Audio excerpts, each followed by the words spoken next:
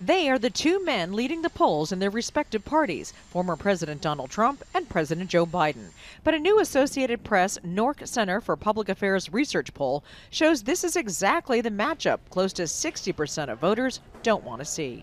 Crooked Joe puts China first, he puts Asia first, Ukraine first, illegal aliens first, environmental lunatics first.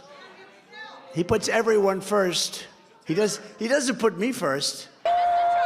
Trump is polling so far ahead of his other Republican opponents, he spends most of his time bashing Biden on the campaign trail.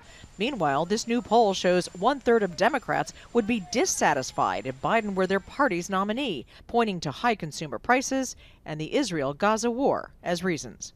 You have an issue where you have both individuals with blood on their hands. One is spewing obviously very hateful rhetoric, but we have a current president whose policies overseas have resulted in the loss of nearly 20,000 Gazans.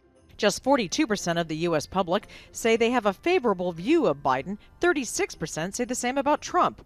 But Trump is still predicted to win the nation's first primary in New Hampshire, January 23rd. I see no evidence in New Hampshire or anywhere else that Republicans in large numbers are preparing to ditch Donald Trump. But some Republicans are hoping for an alternative, like former UN Ambassador Nikki Haley, who isn't afraid to go after Trump on the campaign trail.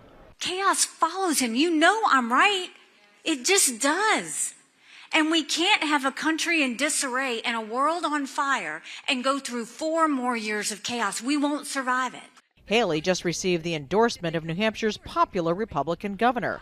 But polls still show her a distant second to Trump, despite voters' hesitancy to put the former president back in the White House. Jennifer Johnson, Global News, Washington.